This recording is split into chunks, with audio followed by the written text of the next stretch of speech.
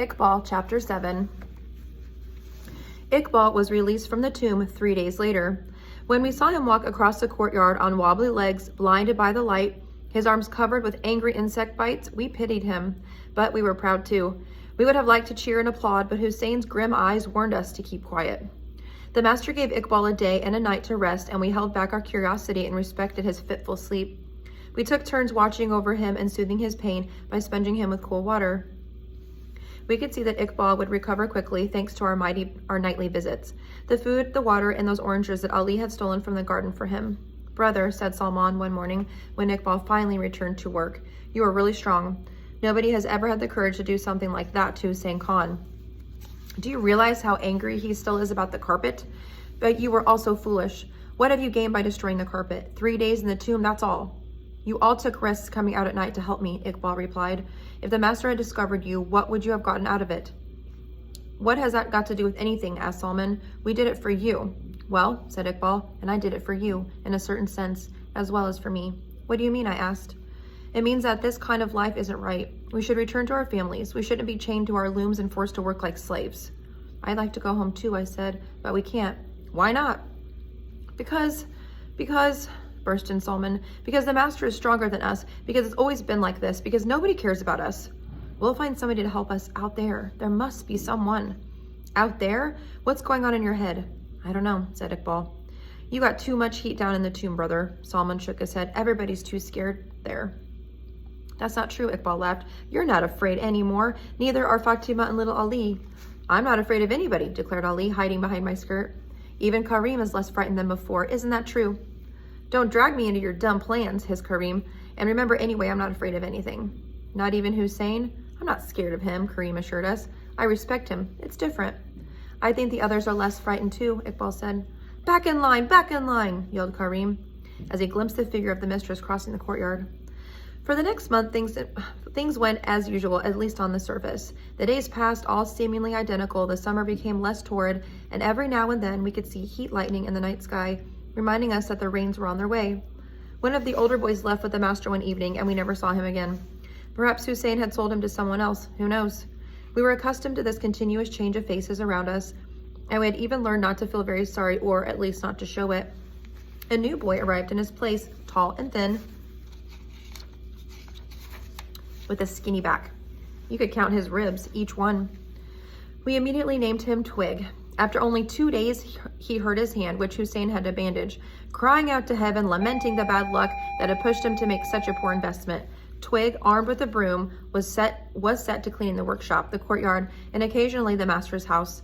He went back and forth all day with his arm in a sling, and he raised more dust than he eliminated. That month, an attack of dysentery obliged us to use the little place behind the curtain more often than we liked. Nothing much out of the ordinary, it seemed. But now that I think about it, there was something different. Though with all the work we had to do, we didn't notice it at the time. We worked as usual. We bore Hussein's harsh treatment as usual. Every evening we watched the master take a rag and erase one of the marks on our personal slate and saw the marks remain the same, as usual. But still, the atmosphere inside the workshop had changed. Nobody was working exactly as before. After the lunch break, we re-entered the workshop as slowly as possible, dragging our feet and mumbling. During the interminable afternoon hours, our attention was easily distracted. We started talking, and sometimes we even laughed. It took a few minutes for the shouts and threats of Hussein Khan to restore an apparent calm. Twig wandered here and there, raising dust and increasing the general confusion. One day, a loom broke. It was used by Mohammed, the stammering boy from the mountains, and even though Hussein Khan was convinced it had been sabotage, he had no proof, so we couldn't send Mohammed to the tomb to rot for days. At another loom, all the threads tangled, and it took hours to get it working again. Iqbal was calm. The master had ordered him to begin the carpet again, and he was working carefully and precisely, nimbly and quickly, as though nothing had happened. Hussein Khan kept a constant eye on him. He walked grimly around the workshop, his hands behind his back, and every now and then he turned his head quickly to see what Iqbal was doing. Hussein seemed nervous. It was like he was frightened. And the more the carpet grew, the more nervous and irritable he became. But he didn't say a word to Iqbal, not a word. "Hussein's afraid I'll destroy this rug too," said Iqbal. "And it'd be a serious loss for him." "You won't do anything so stupid, will you?" I asked anxiously. "Oh no, I don't plan on anything like that," he reassured me. By now, our evening get-togethers had become routine. We didn't even wait for the lights to go out in the master's house. As soon as Hussein locked the door and we heard his footsteps across the courtyard, we left our beds and sat down in a circle. Twig, who was strange and funny, joined our group, and sometimes so did one or two of the others. We should all run away, said Twig. Just think of Hussein's face. I can't stand him. He's almost worse than the master I had before. Let's become bandits and attack the trucks that come into the city. Why the trucks? Because they carry a lot of food. Forget it, said Mohammed. We should escape to the mountains. There the master would never be able to find us. Yeah, and how did he find you? Twig asked. Bad luck. We poured out our feelings, but we still feared that nothing would ever change for us. There was a precise rule among us: never talk about the future. Not a single one of us dared to say next summer or in a year or when I grow up.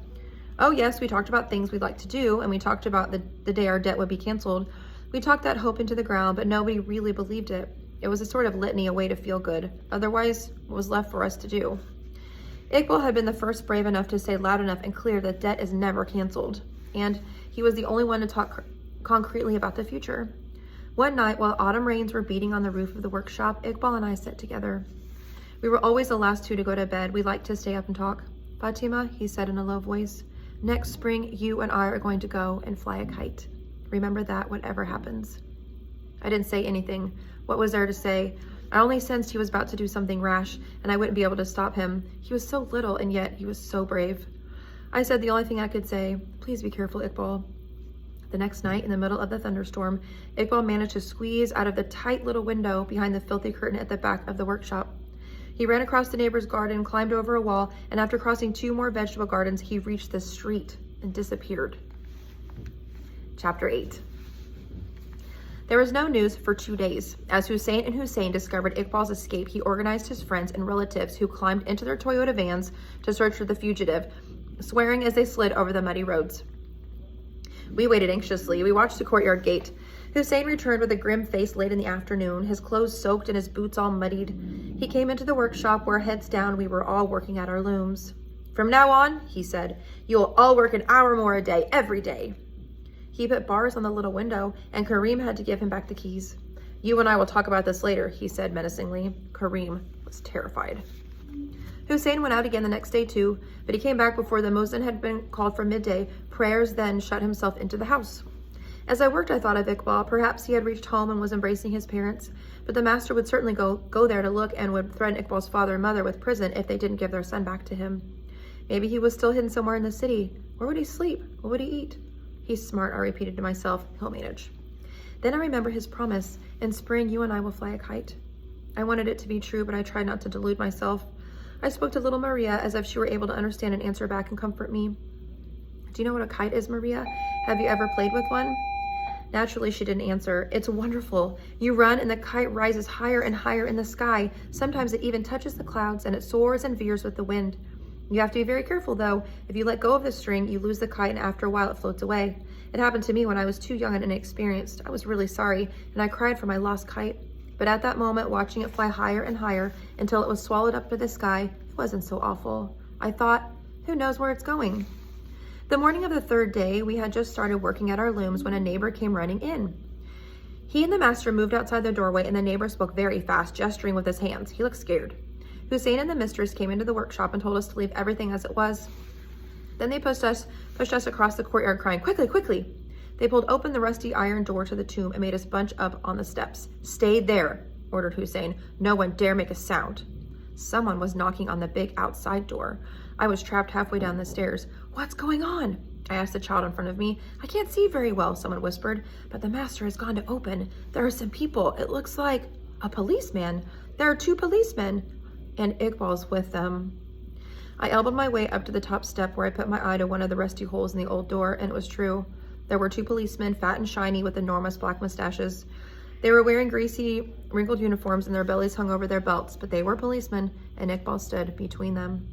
Hussein acted humble, bowing his head slightly and rubbing his hands together. Next to him, the mistress twisted and tortured a corner of her apron. I saw Iqbal raise his hand and point toward the workshop. The policemen walked slowly and calmly across the courtyard, skirting the puddles. When they reached the door, they looked in, they talked to each other and asked Hussein something. Keeping his respectful attitude, he began to speak very fast, turning in every now and then to ask the mistress to confirm what he was saying. What's happening? Someone from behind him asked. I don't know, I can't hear what they're saying. I answered, but I think Iqbal has accused the master. Accused him? You mean that now they'll put him in prison? Quiet. Hussein became very animated, making broad gestures with his hands. The policeman looked bored. One of them took a look at an old-fashioned pocket watch. Hussein took Iqbal's hand and pulled while Iqbal resisted, digging in his feet. Hussein gave his hair a rough caress, said something more to the policeman, handed Iqbal over to his wife, and gestured to her to take him into the house. "No!" shouted Iqbal, "no!" And then he said something more that was lost in a clap of thunder. "What's happening?" the children behind me were asking. What's happening, Fatima? I don't understand. They've given Iqbal back to Hussein. You mean they're not going to arrest him? I could see Iqbal yelling and squirming as he tried to free himself from the master's grip until they disappeared into the house. It began to pour. The policemen were in a hurry. Behind me, everyone was talking, but I already heard them. I couldn't believe my eyes. Hussein stuck his hand into the wide band that he wore around his waist and brought out a big wad of banknotes. He counted out a small pile and gave it to the first policeman. Then he counted out another small pile and gave it to the second. They both nodded, satisfied. Then he pulled at their mustaches, put the money in their pockets, and went away in the rain. Down on the steps, the tomb we were all silent. Inside the house, Iqbal kept yelling, but it was no use. The mistress came to send us back to work. We didn't see Iqbal leave the house, but we heard all too well the bang of the grate of the tomb as it closed over him. The never-ending nightmare of our lives resumed. We did all the ordinary things, but almost without realizing it. Wake up, go to the bathroom. My little window was closed forever, but I didn't feel like jumping out anymore anyhow. Eat breakfast, work, until it was time to go to bed. I cried, thinking of Iqbal locked in the tomb. I'd fall into a heavy sleep, then wake up suddenly to find that nothing was changed. Rainwater was dripping through holes in the roof. I was still a prisoner. Iqbal was still down in the tomb. And this time, we couldn't get out to help him. I was afraid he'd die. Hussein Khan wasn't there. A few hours after the policeman came, he had left on a business trip. He had called Karim in front of all of us and said, "When I get back, I'll measure everybody's work. Remember, you're the only one responsible for what they have done." Yes, master, Karim obeyed. "And as for the one down there," yes, "leave him there." Yes, master. Karim was terrified, and he didn't give us a minute's rest, a single minute's distraction. "You want to ruin me," he repeated, "but I won't let you. Get back to work. Work!" I lost track of the time. How many days has passed? 4, 5, 6? Iqbal was still down there. I know he'll die. At night, we stopped meeting. Nobody wanted to. What good was it?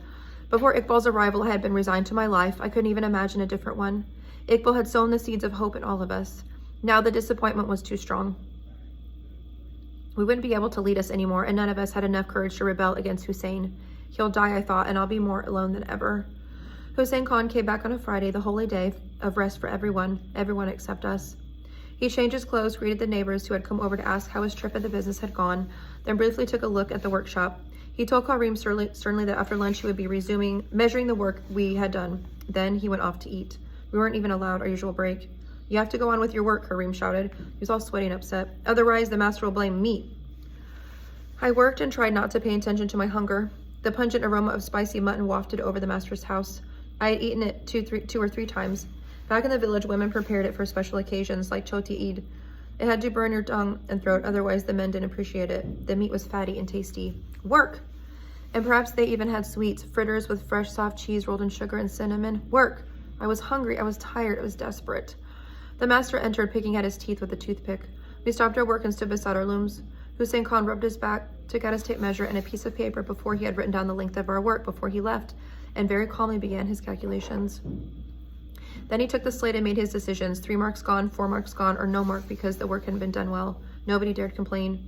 The master continued his counting while Karim followed at his heels like a dog hoping for a bone. After the decision, we all bowed our heads in submission. Salman, only 1 mark erased. Ali, it's a mess, not even 1. And little Ali could hardly hold back his tears. Mohammed, 3 marks, and he whistled in relief. Hussein was at the back of the room, now Maria. Hussein Khan stopped short in front of little Maria's tomb and his eyes bulged. Karim didn't understand the terrifying look he received, but he whined in terror. "And what is this?" roared Hussein Khan. I don't know, master, stammered Karim. We all went to have a look. Maria always had the easiest patterns, carpets with simple geometric figures that didn't require any particular skill. She was strong and didn't even seem very smart. Perhaps because of her deafness or whatever was wrong with her. Hussein Khan always said he kept her out of charity, but that wasn't true. She did her share of work. We crowded in front of her loom. She had taken advantage of the fact that nobody ever paid attention to her and that Karim behaved as though she didn't exist, and she had changed the carpet she was working on. In the middle of the carpet, instead of simple red and yellow stripes, there was now a picture. It was a kite. A big white kite with long plumes tied to the tail. They seemed to be fluttering in the wind, and there was a thin string that hung from the kite and bits of white that were clouds. It was beautiful. Maria was standing next to her work, looking even smaller, more delicate and defenseless than usual. Hussein Khan's mouth was wide open. He started to speak, but he couldn't. He looked at Karim. He looked at all of us. He looked in the direction of the door for support from the mistress. Now he's going to burst. He's so angry, I thought. Hussein Khan uttered the only words he knew how to say with a rattling voice. Into the tomb you go to. We gathered around him. Maria was too weak and delicate to survive even a single day in the tomb, and Hussein knew this all well as we did. Into the tomb, he repeated, but this time he didn't seem so sure of himself. A voice screamed inside my head, do something, for the love of heaven, somebody, do something. Hussein put on his hand to grab Maria. From the corner of my eye, I saw Salman push his way to the front of the group. If you send her, he said, trying to keep his voice first, then you send me too. What? I said, punish me as well. Despite his pitted skin and his rough hands, Salman was beautiful at that moment. Well, what the hell, said Muhammad, and he immediately began to stammer from the emotion. Well then, go on, they encouraged him from the back. Send me too, he concluded. He looked around satisfied as though he had made an important speech. He scratched his head and spat in the dirt like Karim. By then, we had all had our hands up and were yelling, send me too. Even little Ali shouted from behind my skirt. Hussein Khan was pale. He moved restlessly, unable to decide what to do. He tried to shout over our voices, but couldn't. You could see that he loathed us and that he would have liked to see us dead. But even he knew that was impossible. And after a bit, he gave up. We couldn't believe our eyes. Muttering various threats, Hussein Khan retreated. Karim slipped away with him. Iqbal was back with us an hour later. After 6 days in the tomb, he was exhausted, pale, and starving, but he was alive.